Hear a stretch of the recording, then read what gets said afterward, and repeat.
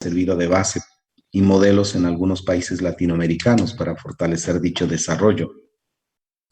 ¿Sí? Aquí podemos mencionarles más, pero no es el momento.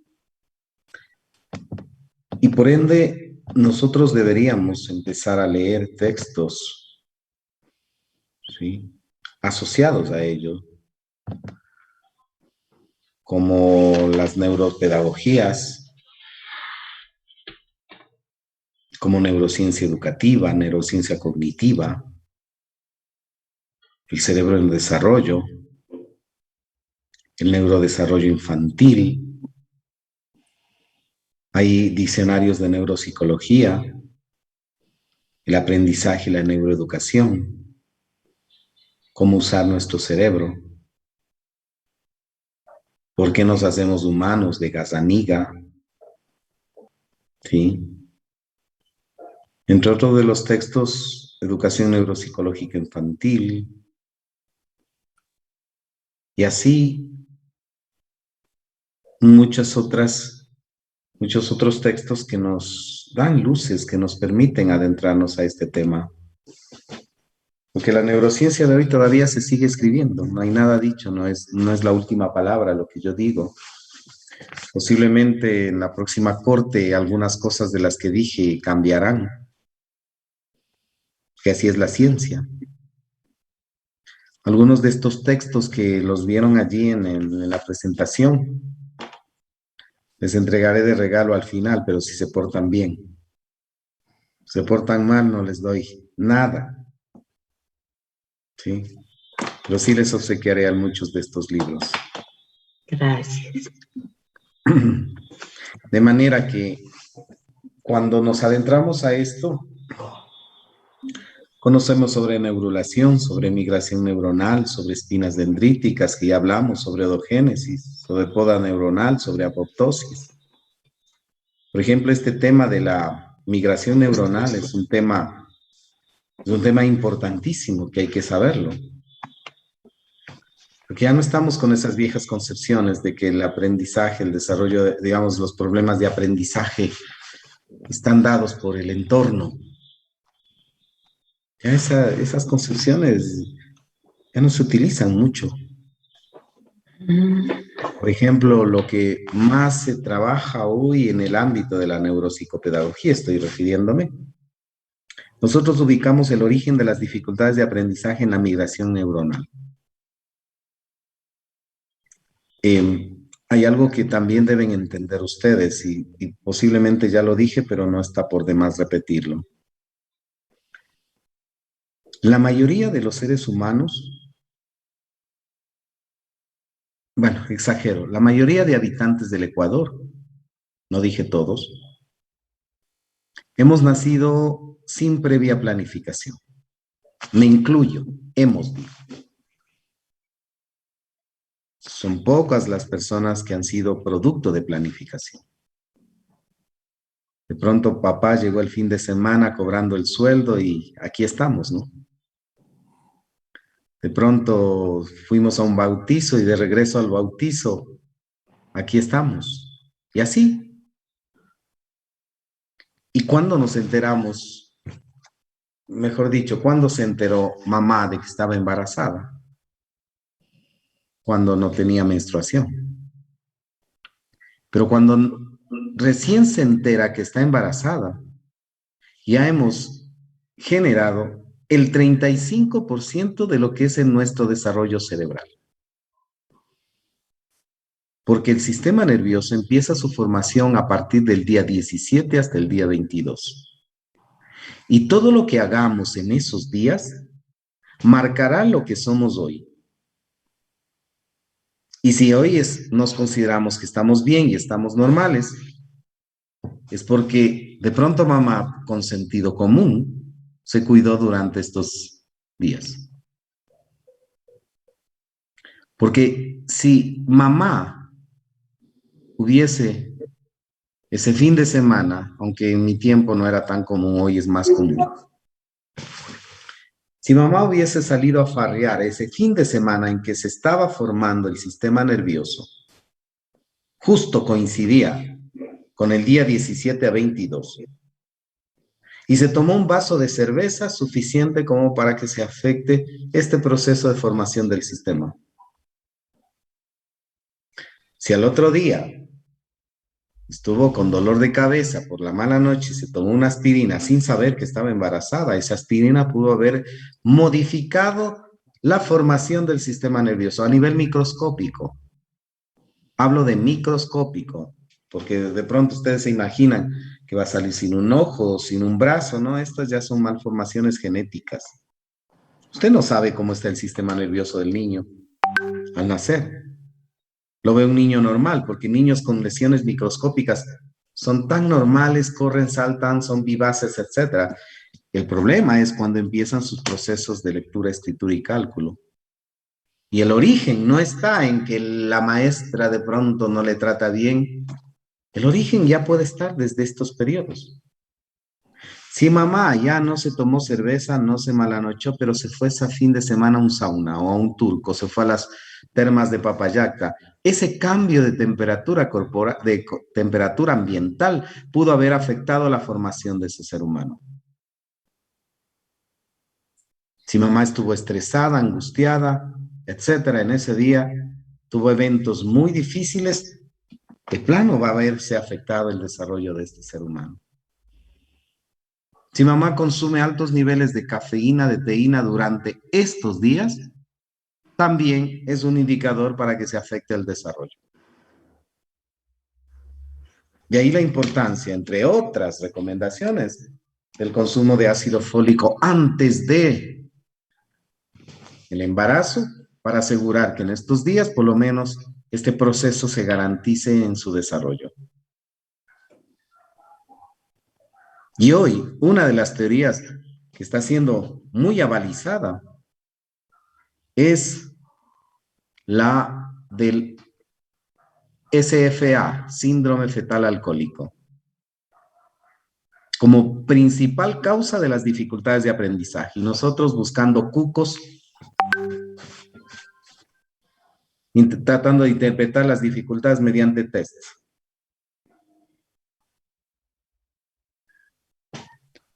Miren, cuando yo hablo de síndrome fetal alcohólico, no me refiero a personas que son adictas o consumen excesiva cantidad de alcohol. No me refiero a ellas.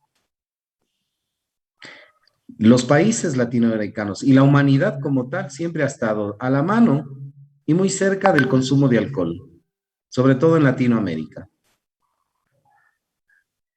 ¿Por qué creen que los problemas, las incivilidades que se generó durante esta pandemia incrementaron la demanda de camas UCI en los hospitales?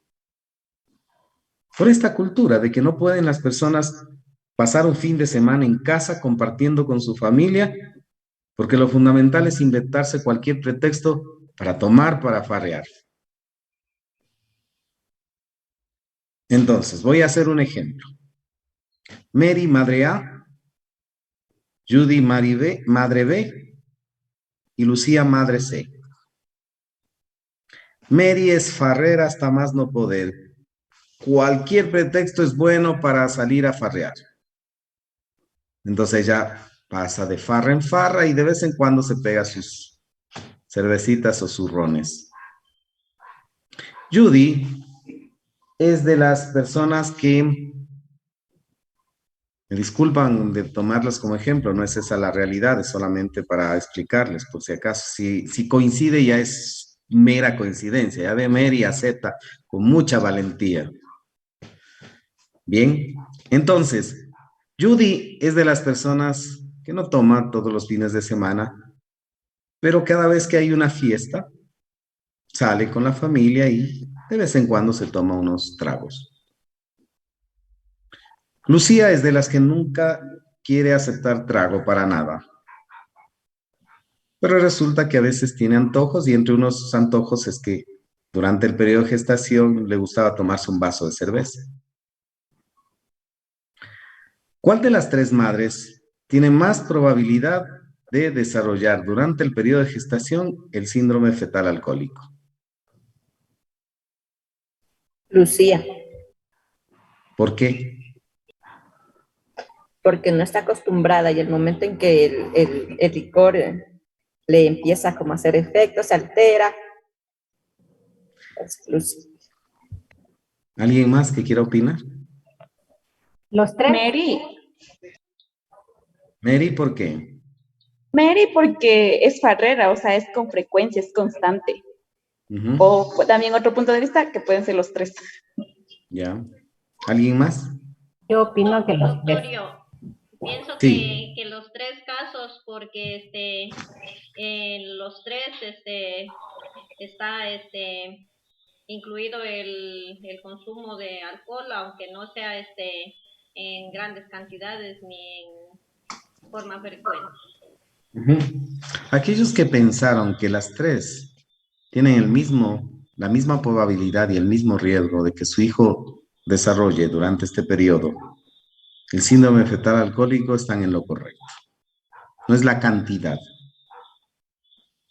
es el acercamiento al alcohol, al punto que la Organización Mundial de la Salud puede ser que en algún momento diga que y recomiende que cero alcohol durante al menos el primer mes de gestación.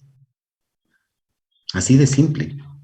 Porque Lucía, que eventualmente se tomó un vaso, tiene la misma probabilidad de que pueda generar la influencia del alcohol que llegó por torrente sanguíneo hacia el feto, a pesar de que la placenta cumple un papel importante en filtrar, pero la particularidad es que la placenta filtra moléculas grandes y moléculas de alcohol, al igual que de la nicotina, el cigarrillo o ciertas drogas, filtran la protección de la barrera, pueden afectar a la formación. Entonces, hoy por hoy se sabe que entre la causa número 2 de dificultades de aprendizaje en países que tienen como parte cultural la cercanía al alcohol es la causa de dificultades de aprendizaje. Y como en el síndrome fetal alcohólico no hay rasgos fundamentales físicos que identifiquen que un niño está desarrollando porque son extremadamente sutiles los rasgos, por un accidente, como así ocurre con la ciencia, se pudo identificar un rasgo físico característico de un niño con síndrome fetal alcohólico. Y digo por accidente porque la profesional, la neuróloga que estaba haciendo este estudio, pudo identificar, por accidente digo, cuando toma las carpetas de este niño que tenía serias dificultades de aprendizaje y serios trastornos de aprendizaje, se empezó a observar las fotografías de cuando llegó a inicial y así empezó. Y observó algo particular en esta región del labio. Que en los niños que desarrollan síndrome fetal alcohólico, esta región no tiene esta hendidura, sino que esta región es casi plana. Algo muy difícil de percibir. No se toquen, no tienen. Sí, porque ya empezaron, ¿no? No, sí tengo, entonces no tengo síndrome fetal alcohólico, aunque me guste el trago. ¿Sí? Bueno, entonces, con el paso del tiempo, esta hendidura, con el paso de los años, se va marcando. Pero en etapas tempranas no aparece tan pronunciada que es imperceptible a veces para muchos determinar que ese puede ser un rasgo característico en niños con síndrome fetal alcohólico. Entonces miren lo que hace la neurociencia. Y nosotros, anclados en el pasado sin saber esto, puestos una venda. Cada vez voy recalcando la importancia de saber de neurociencia y de neuropsicopedagogía. Y también hay que entender que el cerebro tiene una serie de etapas que permite el desarrollo. ¿Sí? Estas etapas son por las que atraviesa el desarrollo del cerebro. Y cualquier afectación a una de ellas puede desencadenar sutiles problemas problemas, ni siquiera trastornos. En algunos casos, cuando son graves, son trastornos. Por ejemplo, yo quiero que me expliquen o que me respondan, ¿por qué los niños al nacer no pueden caminar? No pueden hablar, no piensan.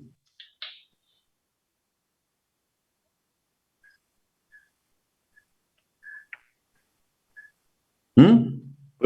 Porque su cerebro todavía es inmaduro para hacer ese proceso motriz cognitivo. El cerebro ha alcanzado el 80% de madurez y ese nivel de madurez se lo evidencia al día 20 a raíz de la fertilización. Lo primero que se desarrolla es el encéfalo en el ser humano, en el útero. Y este alcanza un nivel de desarrollo tal, por eso puede coordinar la función de muchos órganos para que no se colapsen durante el periodo de gestación.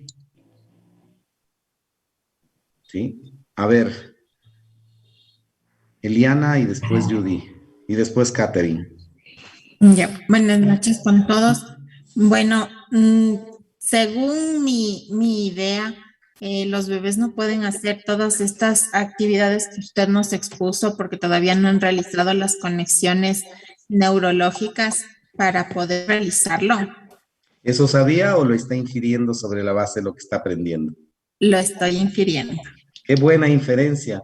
Ahí hay que corregir algunas cosas. ¿Ya ve cómo sirve aprender de neurociencia? Felicitaciones.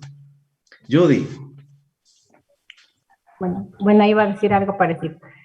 Porque todavía no tiene estímulos que le motiven a realizar esas actividades. Catherine. Y luego Gloria. Yo considero una parte que sí es como nos decía ya en clases anteriores, todas estas acciones llevan un proceso y un proceso de desarrollo no solo a nivel físico, sino también a nivel cognitivo. Y también nos mencionaba que son actividades que son aprendidas y requiere de este entorno para poder aprender. Hay algunas, bueno, salen algunos casos cuando los niños son criados por animales. Entonces ellos tienen esa postura del animal, no pueden caminar en sí como cualquier otro niño o en el tema del lenguaje. Considero que ese ambiente también y el proceso cognitivo que desarrollan en ese periodo no tiene un normal seguimiento, un normal proceso para que se lleven a cabo estas actividades. Gloria, con ella cerramos la discusión. Gracias, doctor. Pienso que porque el cerebro no tiene la madurez suficiente o que no se adquiere una madurez inmediatamente, sino poco a poco. Por eso los niños van así teniendo un desarrollo lento. Primero empiezan a darse la vuelta, luego a gatear, luego a pararse. Y de acuerdo a esa madurez que va obteniendo el cerebro, ya porque sabemos que es el cerebro el que da las órdenes a cada una de las partes de nuestro cuerpo. Entonces, a medida que se va alcanzando esa madurez, se van realizando ciertas actividades hasta caminar. Gracias, Gloria. Doctor, una consulta. Ahora con esta pandemia, mi hermana estaba embarazada, se embarazó y sin darse cuenta le vacunaron. ¿Le puede afectar eso al desarrollo del bebé? Para nada, más bien beneficia. La vacuna durante el periodo de gestación permite el desarrollo de anticuerpos que le protegen no solo a la madre, sino también al bebé del desarrollar de adquirir el virus. Entonces, para nada. Ok, gracias, doctor. Bueno, primero, a pesar de que haya salido en National Geographic, pero es un mito eso de los niños que son criados por animales. No es una verdad. Mowgli, doctor. ¿Perdón? O sea, hay una película que es Mowgli, el libro de la Sí. selva, No, y algo no así. nos vayamos lejos. Tarzán es otro mito, es una invención, ¿no? Así es que cuidado, no existe ese hecho. Por lo tanto, nosotros como humanos tenemos esa predisposición de tal manera que aunque nos criaríamos con lobos, que en caso extremo, nosotros no desarrollaríamos ni su lenguaje ni su postura.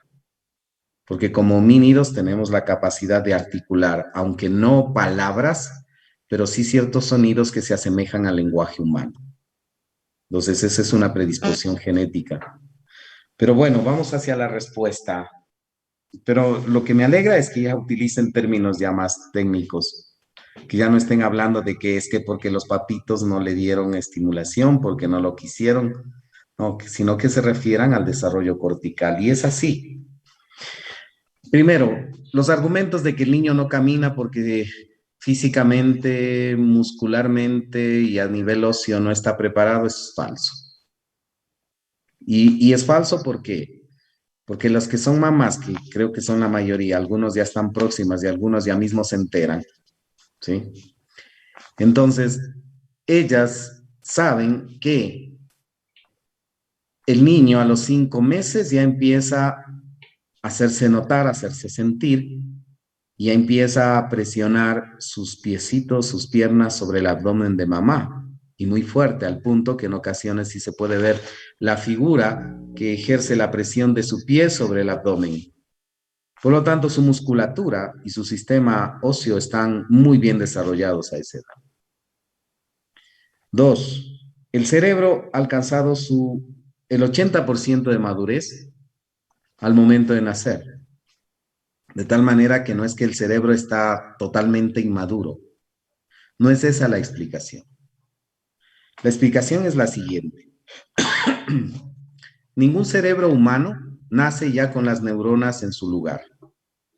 Es decir, los cerebros de los seres humanos todavía al nacer no tienen las neuronas que deben tener, porque las neuronas no se forman en la corteza cerebral. Para darles una idea, denme solamente un segundo para buscar un material porque necesito darles respuesta a ustedes.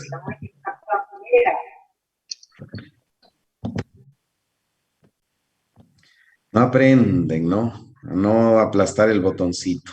Una más y les desactivo la posibilidad de volumen.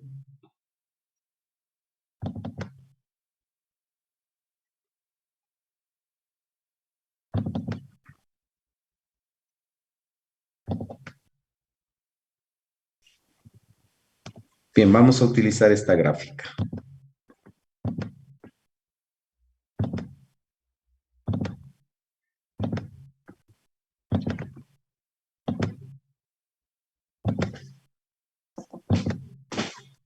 Bien.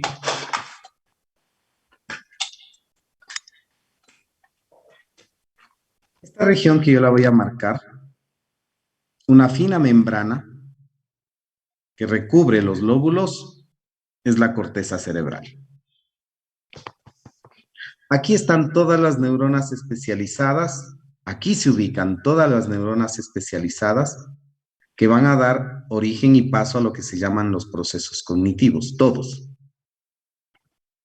Pero resulta que aquí, donde estoy marcando, donde está esta mancha negra, ahí se conocen como plexos coroideos.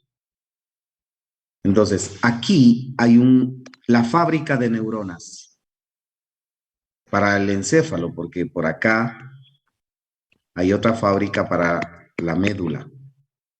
Entonces, recuerdan que ayer les hablé de glías, de esas células más pequeñas que tiene el cerebro. Una de ellas, las neuroglias, que hacen de basureros, pero hay otras que se llaman astrocitos que tienden redes, que se proyectan hacia la corteza cerebral.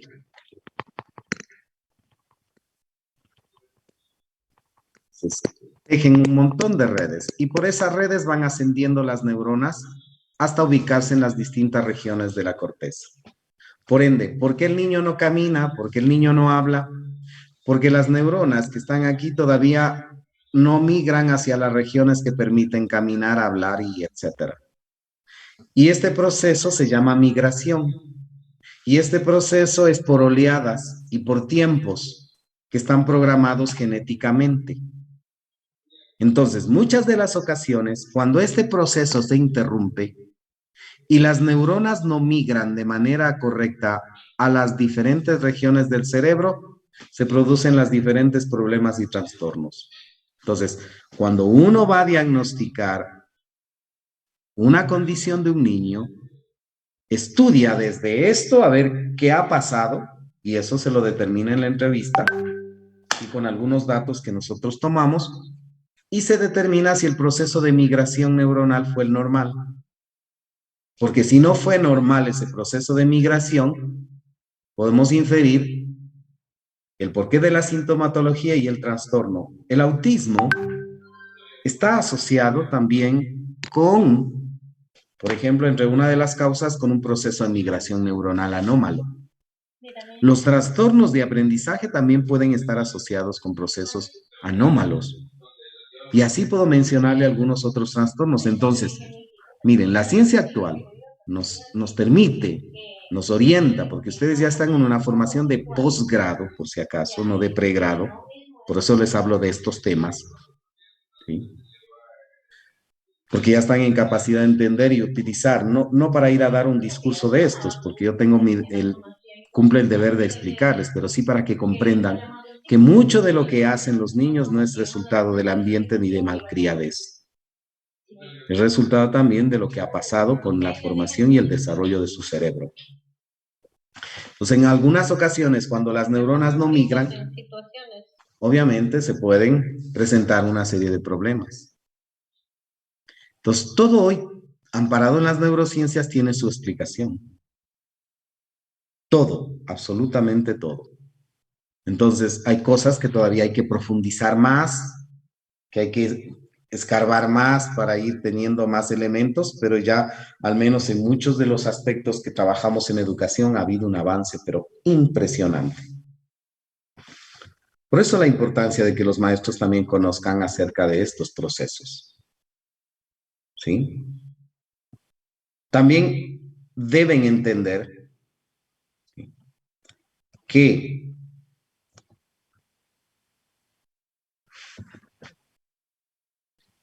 todo docente, todo profesional en el ámbito de la psicología. Sí, Catherine, antes de pasar. Tengo una duda, doctor. ¿Cuáles son las condiciones que impiden que la migración sea correcta? ¿Son internas propias o externas, tal vez? Bueno, son de los dos tipos. Sí, hay algunas alteraciones genéticas que pueden impedir el proceso normal de migración. Hay algunas infecciones que pueden impedir la normal migración. Pero hay otras causas que también son externas. Por ejemplo, el consumo de sustancias. Por ejemplo, puede estar asociada la no migración de neuronas a una inmadurez, producto de, por ejemplo, periodos prolongados de hospitalización por parte de los niños. Pues puede afectarse también problemas metabólicos, puede afectar problemas neuroendocrinos. Hay una gama variada de razones de por cuál las neuronas no migran. Y ahí los profesionales que estudiamos las dificultades y los problemas debemos apoyarnos, por eso hacemos un trabajo, ¿sí?, multidisciplinar, ¿sí?, para que, apoyados en los criterios de varios profesionales, logremos establecer diagnósticos mucho más claros y mucho más precisos. ¿Sí? Esa es la tónica de hoy. Hoy la intervención se hace en el grupo para lograr superar los problemas. Y esas intervenciones individuales, solito, aislados del mundo, no van a dar resultado. La concepción hoy de apoyo, inclusive a las necesidades, hablamos de un equipo, no de hacer un trabajo aislado. Entonces, se tiene que identificar las multicausalidades de esto y para ello, pues, las orientaciones que demos serán las que determinen el éxito o no de este proceso. Pero a su vez yo manifestaba que lo que ustedes como maestros, como profesionales deben conocer y dominar y deben manejar mucho es lo que se refiere a las funciones ejecutivas. Prácticamente es responsabilidad y es obligación de todos conocer sobre funciones ejecutivas. Porque si vamos a hablar de aprendizaje, el aprendizaje sin un conocimiento de funciones ejecutivas no lo vamos a poder comprender. Por eso, inclusive para dar el concepto desde la neuropsicopedagogía de aprendizaje, pese a que yo lo di, yo digo para que lo comprendan, para que entiendan en su real dimensión y para que sepan hacia dónde está orientándose hoy la psicología. Porque si nos ponemos a definir la psicología o a conceptualizar, la psicología como ciencia se encarga de estudiar lo siguiente. Se encarga de estudiar los procesos cognitivos, las conductas, los comportamientos y el sistema afectivo y social de los seres humanos. Eso es lo que hace la psicología. Y obviamente, insisto, por favor, la psicología es una ciencia que se encarga de estudiar los procesos cognitivos, las conductas, los comportamientos y el sistema social y afectivo de los seres humanos. Y la psicología que se ampara hoy en las neurociencias, lo que fundamentalmente estudia son las funciones ejecutivas. El docente, el profesional en el ámbito de la psicopedagogía o de la psicología que no conozca de funciones ejecutivas, realmente está totalmente desactualizado. Aunque suene difícil decirlo y muy duro de decirlo, pero está totalmente desactualizado. Y esa es la razón que para entender psicología del aprendizaje, lo que primero debe entender son las funciones ejecutivas, porque estas funciones, y hablo en plural, eso significa que son varias, son las que posibilitan el aprendizaje del ser humano. De forma que las dificultades de aprendizaje y las dificultades en el desarrollo de los procesos cognitivos, de las conductas, comportamientos y sistemas social y afectivo, se centran en un pobre desarrollo de estas funciones ejecutivas. ¿Sí? Así de radical y tajante soy al decirles esto. Y que si no conocemos lo que son funciones ejecutivas, fácilmente nosotros podemos llegar a confundir muchos de los problemas que estas funciones ejecutivas presentan en el ser humano con los trastornos. Y este es uno de ellos. Les decía la vez anterior y les vuelvo a decir, del 100% de casos que llega a mi consulta, con diagnósticos de TDAH, el 98% no lo tiene.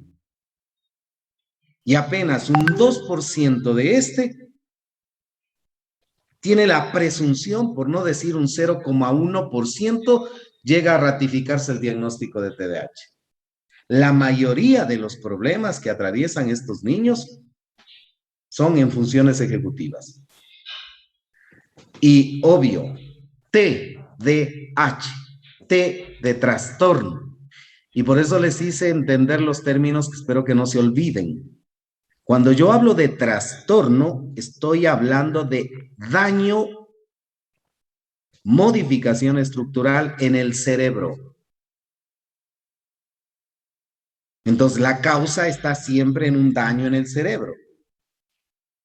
Pero este trastorno, producto de un daño en el cerebro llamado TDAH, arroja la misma sintomatología que arrojaría cuando las funciones ejecutivas tienen un nivel de desarrollo inadecuado o hay un retraso. Cuando yo hablo de retraso o inmadurez de las funciones ejecutivas, no estoy hablando de daño en el sistema nervioso. Por eso empecé explicando que el aprendizaje no es más que un proceso de odogénesis. Entonces, ¿qué significa? Que cuando hay un problema en funciones ejecutivas, no se ha dado un adecuado proceso de odogénesis por múltiples factores. Y ese retraso, esa inmadurez, desencadena en problemas de aprendizaje, de atención y en otros problemas. Por eso es que para enseñarles a ustedes psicología del aprendizaje, la connotación y la importancia que esto tiene, deberíamos empezar a hablar de funciones ejecutivas.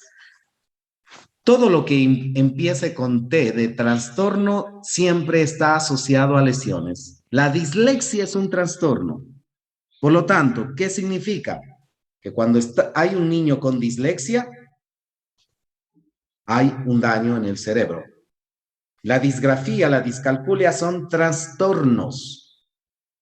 Por lo tanto, si son trastornos, siempre encontraremos un daño en el cerebro de estos niños. Pero cuando hablo de funciones ejecutivas, podemos hablar de una disfuncionalidad ejecutiva. Esos no evidencian daños, eso evidencia retraso. Que es muy distinto hablar de síndromes disejecutivos, que cuando yo escucho la palabra síndrome, ahí sí significa que hay una lesión en las regiones que producen las funciones ejecutivas o que regulan o controlan las funciones ejecutivas. Por eso es que estar empapado de la terminología y hacerlo de forma correcta es vital a la hora de hacer evaluación y de hacer diagnósticos de niños o de impresiones diagnósticas de niños. Porque si no conocemos esta diferencia, todo lo que nos suene a problemas de atención será para ustedes TDAH. Todo lo que nos suene a problemas de conducta serán otras razones menos las funciones ejecutivas. Y ya van a darse cuenta la importancia que estas tienen, y el estudio de estas es el contenido fundamental para la neuropsicología y las neurociencias.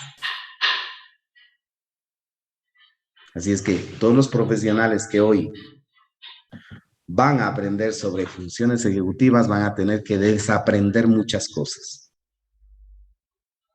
y cambiar nuevamente el chip.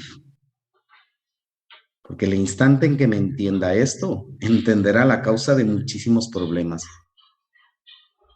Y no sería malo que empiece a decir qué bárbaro las cosas que he venido haciendo y diciendo. Porque eso es bueno, eso es positivo. ¿Sí? Esta es una oportunidad, jóvenes. Y esto es una oportunidad de que reciban un módulo con estas características, porque esto solo es tema para cursos de especialización a nivel ya de postdoctorados, no de maestrías. Pero yo creo que ustedes se lo merecen y creo que vale la pena que hablemos de estos temas para hablar de psicología del aprendizaje. Empiezo señalando primero, para que quede claro en ustedes, la diferencia de lo que va a ser lo que aprendamos de funcionalidad ejecutiva con el TDAH. Quiero que entiendan la verdadera razón de un TDAH y nunca más se atrevan a prejuzgar ni a creer que con un test usted va a llegar a diagnosticar TDAH. Y eso es en el resto del tiempo que lo vamos a dedicar. Dígame, Cristian. Disculpe, doctor, una consulta.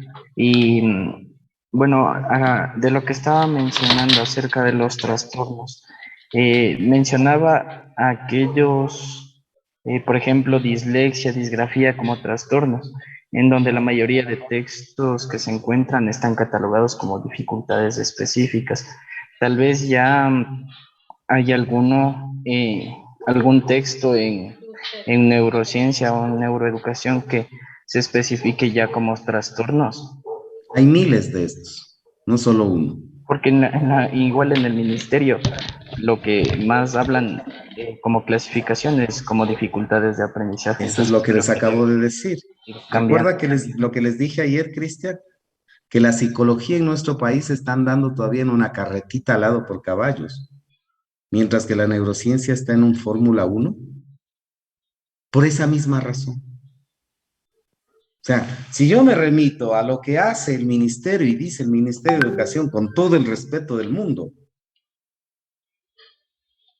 yo renunciaría a ser psicólogo. Así de simple. Hoy, me atrevo a decir, porque mi práctica es particular. Y en mi práctica particular, sí puedo poner en evidencia todo lo que les estoy diciendo y aprendiendo. Pero así como dijo algún momento Armando, si yo estaría trabajando a nivel público y tengo este conocimiento, con todo el respeto del mundo, sin minimizar a nadie, yo no podría aguantar un tiempo más ahí. No me ajustaría a tener que aplicar esos principios, esa normativa, esas teorías, esas corrientes,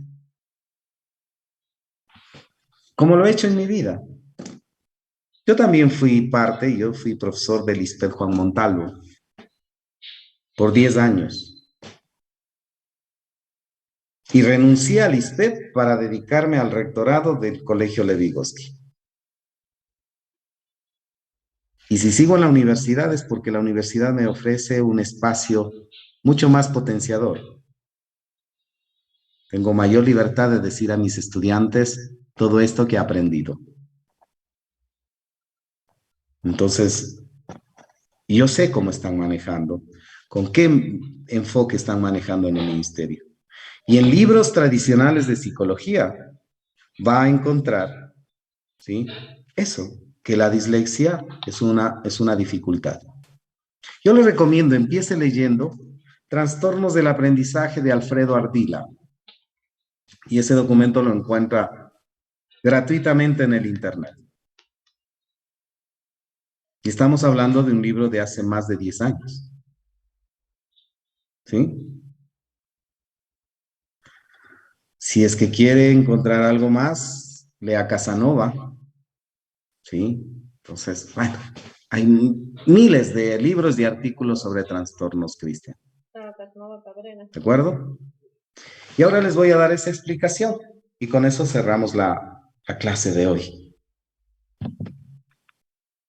La explicación acerca de lo que sería o es el TDAH.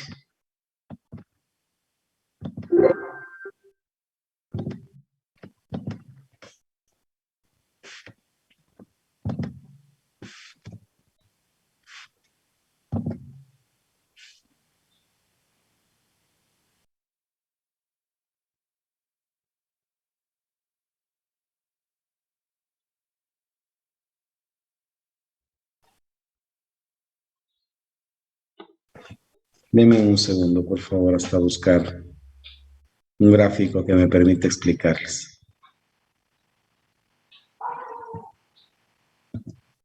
Listo.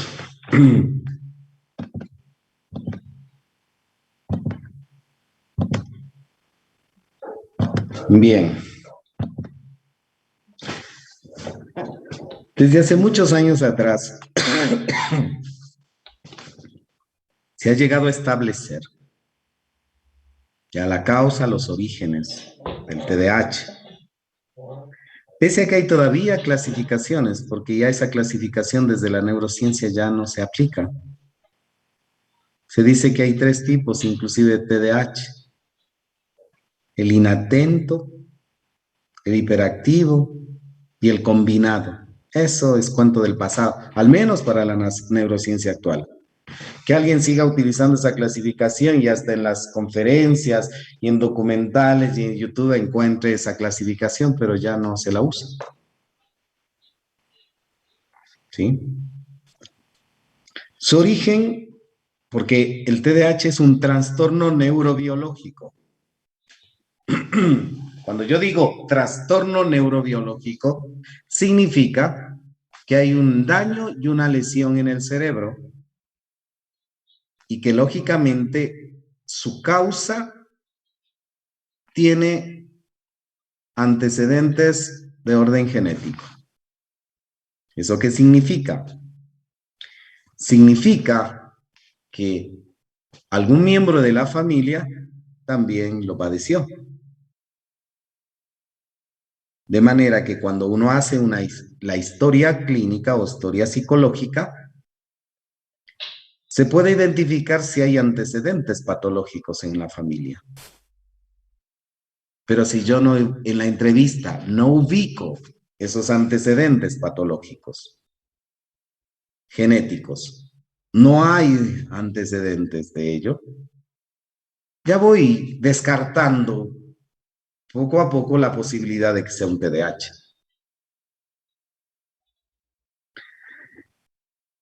Hay un gen, se ha identificado inclusive el gen, que tiene información errónea. Y lo mismo pasa con la dislexia, la disgrafía y la discalculia a propósito. También estos son trastornos neurobiológicos. Y hay antecedentes genéticos también. Por eso se estudia y se hace un análisis de patología familiar, genética. Si algún miembro de la familia no lo padece, también se descarta, pero siempre hay antecedentes. O sea, cuando yo confirmo casos de TDAH reales, siempre encuentro antecedentes familiares. Este gen, que tiene una información, porque si es un trastorno y es una lesión, esa lesión es irreversible y nunca se cura. Por lo tanto, el niño que nace con TDAH morirá de adulto con TDAH. No es que se cura. Y aquí el que me diga, yo sí he curado TDAH, sabía que nominarlo al premio Nobel, pero siempre y cuando me demuestre que realmente tenía TDAH y no otra entidad. En esta región, donde aparece esta marca, que se llama mesencéfalo, hay un grupo de neuronas que tienen alto nivel de hierro, que forman la denominada sustancia negra. Por el hierro son negras. Y en esta parte del cerebro se produce un neurotransmisor, una sustancia química que se llama dopamina. Entonces, las neuronas de la sustancia negra producen dopamina.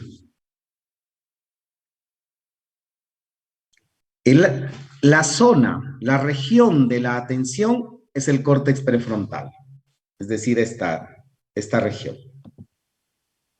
Y la dopamina debe llegar a esa región para que se produzca, a esa región llamada córtex prefrontal, para que se produzca la atención. Pero ahora sí, recapitulemos, rebobinemos. Si la sustancia negra está alterada, dañada, o las neuronas de esta región se vuelven disfuncionales, no se producirá dopamina. Y si no se produce dopamina, porque esta región está dañada, la dopamina no llega al córtex prefrontal y por ende se afecta la atención. Pero no es la única sustancia que produce. También hay otra sustancia que se produce un poco más abajo que trabaja en conjunto con la dopamina, que se llama noradrenalina. Y la noradrenalina, al igual que la dopamina, cumplen papeles importantes. Por ejemplo, la dopamina, a más de mantener la atención, a más de provocar la atención, nos produce un buen estado de ánimo. Es decir, estamos animados, estamos contentos, estamos felices, entre comillas. Por eso se la llama a la dopamina la droga de la felicidad. Y la noradrenalina, que se junta a la dopamina, en cambio es la que nos permite estar motivados, interesados, preocupados por hacer las cosas. ¿De acuerdo? Entonces aquí tenemos varios elementos. Dopamina, atención, dopamina, estado de ánimo, dopamina, estar contentos, estar alegres, no deprimidos, noradrenalina, motivados, interesados. Jóvenes, no hay TDAH sin hiperactividad y eso es absurdo. Por eso, ¿para qué está la H ahí? Por eso no creo en esas clasificaciones en donde dice predominantemente inatento. No, todo TDA tiene H, es decir, tiene hiperactividad. La particularidad de que se note o no se note esa hiperactividad ya la voy a explicar, pero todo TDAH está presente la hiperactividad. ¿Y por qué se da la hiperactividad? No por falta de dopamina ni noradrenalina. Aquí viene otra razón. Aquí en esta región, donde está el cuadrito celeste, que es el tálamo, hay unos núcleos talámicos que producen otro neurotransmisor, este que está aquí, llamado acetilcolina. La acetilcolina es una sustancia química que producen las neuronas que contribuye a producir el movimiento. Usted escribe, se mueve, mueve los ojos, abre los ojos, cierra, habla, todo lo que implique movimiento muscular está producido por la acetilcolina. Pero ¿qué sucede? La dopamina tiene la responsabilidad no solo de generar atención y todo ello, sino es como la mamá de la acetilcolina. La controla la acetilcolina. ¿Para qué? Para que esta no se produzca en exceso, porque si se produce en exceso, estamos ansiosos, estamos moviéndonos todo el tiempo. Pero como en un niño que tiene TDAH no hay suficiente dopamina, es decir, no está la mamá y cuando la mamá sale de la casa y se va el fin de semana, ¿qué hacen los hijitos que se quedan en casa solas? Arman farras, no llegan a dormir, etcétera, etcétera. Entonces, asimismo, como no está la mamá dopamina que le controle, la acetilcolina se exagera en su producción. Y ahí está la causa de la hiperactividad. Entonces, dependerá del nivel y de la dimensión del daño de la sustancia negra para que se dé los síntomas. Porque si el daño no es tan grande, el nivel de dopamina no es tan bajo y por lo tanto el nivel de hiperactividad tampoco y el nivel de desmotivación y desinterés y desánimo tampoco. Pero si el nivel de dopamina es muy bajo, el nivel de hiperactividad es altísimo. Y está más desmotivado, más desganado, más depresivo, más melancólico, que son los síntomas de un niño con TDAH. Y por supuesto, con menos niveles de atención. Eso es el TDAH. Miren. Y por lo tanto, esta lesión no se cura. Ahora, en pacientes cuyos niveles de dopamina son extremadamente bajos, ellos requieren un plan farmacológico. Y existen medicamentos que pueden compensar la ausencia de dopamina. No se utiliza el medicamento para curar. El medicamento se lo utiliza para regular los niveles de dopamina para que disminuya la hiperactividad y se incremente la atención. No quiero que tomen nota de este medicamento porque hay muchos, pero les voy a dar como un ejemplo. Por ejemplo, la Ritalina o el Ritalin contiene un compuesto molecular parecido a la dopamina. Y eso hace que se incremente sus niveles, baje la hiperactividad, suba la motivación y mejore el nivel de atención. Ya le doy la palabra a Daniela. De tal manera que solo en estos casos, solo y exclusivamente en estos casos, se recomienda darle medicación al niño, porque lo requiere. Hay que darle un empujoncito, una ayuda al cerebro para que produzca la acetilcolina, digamos, la dopamina que requiere. Pero si este niño no tiene un daño ahí, y yo le doy una medicación, que es la Ritalina, sobrecargo la sustancia negra y agrego más dopamina de la normal. Y al agregar más dopamina de la normal en un cerebro que produce normalmente dopamina, lo que genero es una toxicidad en el cerebro que hace que se mueran algunas neuronas de aquí. Ese es el daño que puedo yo provocar cuando hago un mal diagnóstico. Y esto no se lo identifica con un test. Eso no se lo identifica con observación. Eso se lo hace mediante un equipo multidisciplinario conformado por el neurólogo, el neurofisiólogo, yo voy a hablar en términos ideales, el neurólogo, el neurofisiólogo, el neuropsicólogo, el clínico y el educativo. 5 por lo menos. Y teniendo como base exámenes. Porque un electroencefalograma me permite saber el nivel de dopamina, no es para ver las ondas cerebrales. Claro, para ver ondas cerebrales sí me sirve, pero mi objetivo no es ese. Se altera la onda cerebral a nivel de regiones posteriores cuando no hay suficiente dopamina. Ese es un indicador. Y la resonancia magnética en algunos casos, pero la resonancia magnética no me permite ver con... Se ve la sustancia negra, pero se la ve casi normal. Es la entrevista, es la evaluación neuropsicológica, es el electro, los medios a través de los cuales se puede llegar a un diagnóstico, no los test. Ahora sí, Daniela. No, profe, ya me respondió, justo le quería consultar eso, que en casos de que se mal diagnostique a un niño con TDAH y se lo medique, ¿qué consecuencias tendría? Pero ya me contestó. Ya, de acuerdo. Entonces, ¿se dan cuenta del riesgo de empezar a dar diagnósticos apresurados solo porque a nosotros se nos ocurre? El daño que les podemos estar... ¿Y quién paga las consecuencias de eso? Ningún médico, ningún psicólogo educativo va a estar preso por haberle mandado medicación que dañó su cerebro. Nadie va a estar.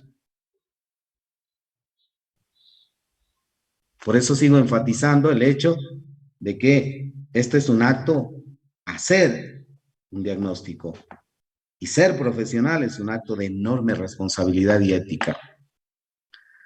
Camila, Pablo, Sofía y Maribel. Doctor, una pregunta. Por ejemplo, ya un niño que es diagnosticado de esto y que ya se le da la medicación y todo, ¿hay algún momento en este proceso que él dejaría de tomar la medicación o es para toda la vida? Depende del cuadro que tenga. Cada caso es único. Ningún niño con TDAH es similar a otro, porque el daño puede afectar de manera particular al ser humano, inclusive dependiendo de factores externos que incidieron en su desarrollo. Por lo tanto, yo debo tener un diagnóstico, por eso el neurofisiólogo sabe qué cantidad de medicación requiere. Ni siquiera el neurólogo sabe tanto como el neurofisiólogo el número, la dosis precisa para estos niños. Entonces, si sobreexageramos en la dosis, el daño es más profundo y tiene efectos secundarios. Y los docentes deben estar claros. ¿Cuáles son los efectos? Todo medicamento produce efectos secundarios. Ejemplo, los chicos que están consumiendo medicación para controlar crisis en casos de epilepsia, saben que hay efectos secundarios. La carbamazepina, por ejemplo, produce alteración del estado emocional, se vuelven más agresivos. 2, puede haber problemas en memoria y en atención, lógicamente porque estamos frente a un medicamento. Y si yo no comprendo eso, el niño está medicado, estoy haciendo adaptaciones curriculares, yo debo ajustar las adaptaciones en base de esos síntomas secundarios que puede generar. Todo es concatenado, o sea, no es cuestión de aplicarles, no, perdón la expresión, no son animales a los cuales yo diseño algo, toma, haz.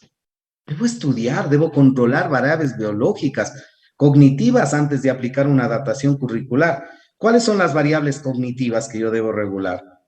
Sus formas de pensar. Ah, es que yo soy especial, es que yo no puedo, yo no soy capaz. Si yo no controlo eso, no puedo empezar a hacer un proceso de adaptación. Pablo. doctor. Muchas gracias. Buenas noches. Bueno, sí, doctor, preocupante lo que usted nos dice, porque, bueno, en la institución que yo trabajo hay muchísimos casos y cada vez nos vienen más y más. Hoy no me llegó un caso ya con el diagnóstico TDAH y son medicados, sí. Yo puedo decir un caso que teníamos de un estudiante que era medicado justamente con Ritalina. Entonces le iba a preguntar, el niño le medicaban en la mañana con media dosis, pasaba hasta las 9, 10, pero tranquilo como que estuviera drogado. Y luego ya empezaba la actividad otra vez. Pero la señora, como si tiene recursos, se fue a Estados Unidos y trajo una terapia basada en la alimentación. Entonces él tenía su lonchera especial de alimentación, ¿sí? Y tiene ahora terapia con los caballos y los perros. Y dejó la Ritalina y mejoró muchísimo, doctor. No sé si eso tiene alguna base, no sé cómo funciona, pero funcionó en el niño. Eso le quería comentar.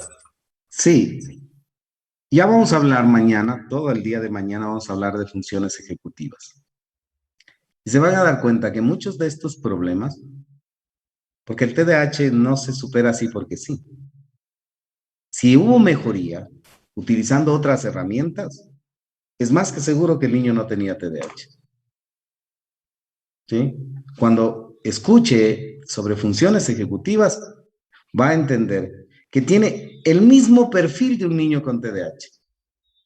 Y en estos niños, otro tipo de terapias funcionan, responden y salen. Si sale, significa que nunca tuvo TDAH. Gracias, doctor. Comentarle un caso más que hace tiempos, cuando trabajaba en una institución, al estudiante le habían diagnosticado TDAH y le habían mandado medicación. Pero ¿qué sucede? Que, el niño prácticamente se dormía en la clase y luego la mamá recurre a otro especialista y esto le generó, o sea, la mala medicación, me supongo que no sé si tuvo TDAH o no, pero la mala medicación le generó epilepsia nocturna. Entonces, sí es verdad lo que usted dice, el profesional que no diagnostica bien el TDAH le ocasiona un daño al estudiante y este estudiante realmente estuvo con esta dificultad y la mamá, ella incluso decía que cómo había sido posible que tal vez por el diagnóstico de un profesional, el hijo sufrió otra situación como la epilepsia. Así es, usted está dando testimonio de aquello. Y yo no entiendo.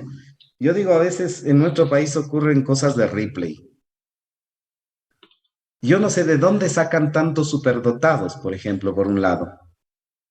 En el Ecuador, si hubiese tantos superdotados como los diagnostican, ya hubiésemos salido hasta del subdesarrollo. Imagínense, pero aplican test de inteligencia y Wechsler, WIS, y diagnostican superdotados. Y hay una gran diferencia entre un superdotado y un niño con un desarrollo cortical alto. Primer aspecto. Segundo, solo en nuestro país, y esto me recuerda a cuando estuve en España y trabajaba en la Universidad de Alicante, hicimos una investigación sobre TDAH. Y en esta investigación comparamos cómo se maneja el TDAH en Francia y en Inglaterra. Y ya les voy a comentar los resultados por lo que nos dijo Pablo. ¿Cómo puede ser posible que en el Ecuador, en una población minúscula, existan tantos casos de TDAH? O sea, yo no puedo concebir la idea de que en una institución educativa, porque esa no es la prevalencia, en una institución educativa, de las centenares que hay, solo en una institución tengamos 10, 20 o 30. O sea, discúlpenme, o sea que el país del TDAH somos nosotros. ¿Qué evidencia eso? Una negligente práctica profesional. La prevalencia no es tan alta en una población por cada 1000 estudiantes. Por cada 1000 estudiantes. No se puede hablar de eso. Y consecuentemente le cierro para darle paso a Maribel. Había más casos de TDAH en Francia que en Inglaterra. ¿Y a qué respondía eso? Resultaba que en Francia las farmacéuticas habían logrado transar con el gobierno para poder vender sus medicamentos con mucha más libertad que en Inglaterra. Entonces, ¿qué pasaba con los profesionales? Como había más posibilidad de recetar, empezaron a encontrar más casos de TDAH que en Inglaterra. Y la respuesta era esa. La legislación con respecto a la medicación. Miren, y acá cualquiera se da el lujo, cualquiera, jóvenes, de hablar de TDAH. Y el que menos sabe de TDAH no es, el que más sabe de TDAH no es el neurólogo, jóvenes. Quien debería saber más de TDAH es el psicopedagogo. Porque no se evalúan síntomas físicos. Se evalúan síntomas cognitivos. ¿Y quién es el especialista en evaluar desarrollo cognitivo? El psicólogo y el psicopedagogo, no el neurólogo. El neurólogo hará su trabajo porque es un cliente más. Pero él no se va a poner a pensar si en verdad tiene TDAH o no. Él va a confiar en lo que le dicen. ¿Sabe qué? Me dijeron que le hagan esto porque presumen que tiene TDAH. ¿Y él qué dirá? Sí tiene. Y mediante un electro, yo les puedo mostrar una cantidad de informes que llegan a mí. En el electro ya le dice que tiene TDAH. ¿Será eso responsable? No. Maribel. Sí, justamente hablando sobre eso, yo trabajo en una escuelita de inclusión, de Fe y Alegría. Yo trabajo justamente en el aula física sensorial, trabajo ahí, y justamente ahí me llegó una niña que tenía 6 diagnósticos diferentes. Yo me decía, la mamita me traía los documentos y yo empezaba a ver y decía, primero que tenía microtia derecha, anotia izquierda, tenía autismo en el 67% grave, tenía un montón de cosas. Yo le decía, mamita, pero ¿cómo es posible que usted Dices que yo, mi preocupación es que le llevo a un especialista y me dice una cosa, me le llevo a otro y me dice otra. Yo quisiera que usted me diga con cuál me quedo. Entonces yo le decía, lamentablemente le puedo decir que yo no le puedo decir la respuesta correcta porque les estamos haciendo el inventario del desarrollo de la evaluación del Batel. Les estamos haciendo nosotros poco a poco con estos niños para poder ya trabajar un poquito más con ellos. Pero sí me daba mucha pena porque la mamita iba a diferentes, como le digo, especialistas y le decían una cosa, le decían otra cosa. Y realmente me quedaba así mal, porque no podía guiarle, me sentía muy mal, hasta tenía ganas de llorar porque yo le veía a la niña y le veía tranquila, hacía muchas cosas como un niño regular, o sea, me siento en esa situación un poco dolorosa porque, como usted dice, hay muchas personas que de pronto diagnostican mal o no sé qué será, no, realmente me siento impotente ante esto. Inclusive había ido al distrito porque le habían recomendado, le habían referido a la UDAI y le habían dicho que no, que se espere, que tiene turno para el 2022 en enero. Ahí le van a atender y le van a decir qué proceso se puede hacer, pero que mientras tanto esté conmigo, que se quede nomás en la escuelita conmigo, que yo le tenga hasta cuando haya. Lamentablemente son personas muy de bajos recursos, que nosotros les ayudamos, les apoyamos en lo que podemos, pero ahora con lo que usted nos dice, me quedo muy preocupada porque no sé realmente qué puedo hacer, cómo le puedo ayudar, cómo me siento tan impotente. Esa es mi experiencia y sí, realmente usted tiene toda la razón en ese aspecto de que nadie se pone en el lugar de los padres también. Ellos sufren bastante y sí, es doloroso esa situación de que le diagnostico una cosa, le diagnostico en otra cosa, inclusive toma un medicamento que dice que inclusive si se le da mucho tiempo le da convulsiones. Entonces le están afectando por todo lado, y me da mucha pena porque son personas tan vulnerables que, no sé, quisiera una varita mágica para convertirme en médico, en neuropsicólogo, en tantas cosas para poder ayudarles que no tiene idea. Sí, lastimosamente uno se siente impotente y siente frustración frente a un sinnúmero de casos, pero le comento que cuando tenemos un conocimiento sobre la temática, podemos orientar mejor. Yo he tenido resultados muy halagadores que me han llenado como profesional solo por el hecho de haberles orientado. Ni siquiera he movido un dedo para intervenir o para rehabilitar.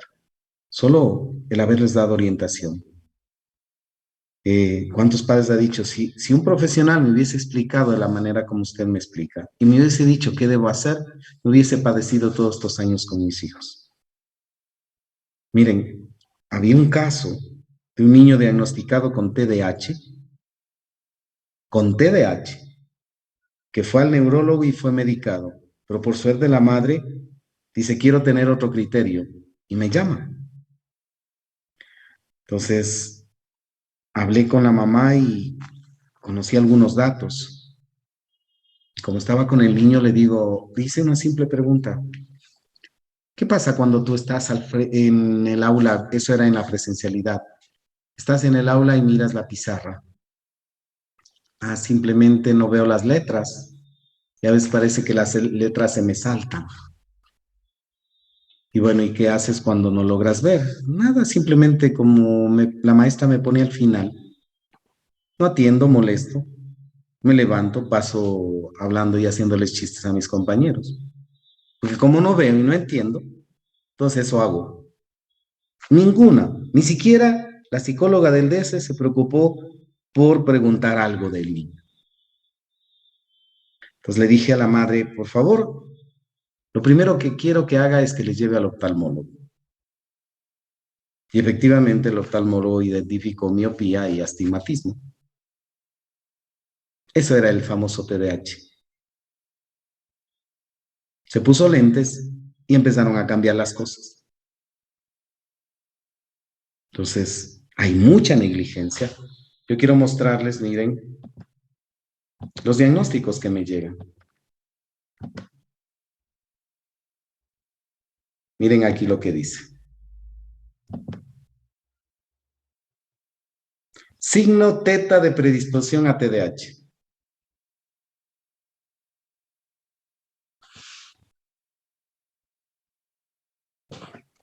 Ya, pues los profesionales de dicen, sí ha tenido TDAH. Y este niño no tiene TDAH. No tiene, a pesar de que el informe dice eso. Porque los profesionales sí tenemos criterio.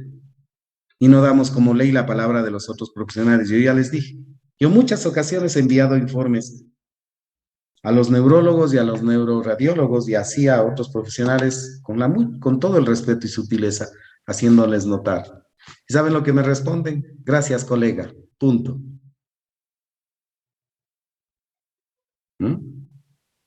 Si nosotros no tenemos conocimiento y no entendemos de esto, ¿qué haremos? Está bien, ya le ha detectado, sigue el tratamiento. ¿Y en qué momento somos críticos? Hacemos discernimiento, analizamos lo que nos entregan, nos ponemos a discutir, hacemos un estudio de caso, ¿no? Eso es, jóvenes. Ha sido un gusto verles. Nos vemos el día de mañana, ¿de acuerdo? Cuídense. Gracias. Gracias, doctor. Gracias, doctor. Mañana. Una buena noche a todos. Gracias, buenas noches. Una buena noche a todos. Hasta mañana. Buenas noches, descansen. Hasta mañana. Descansen.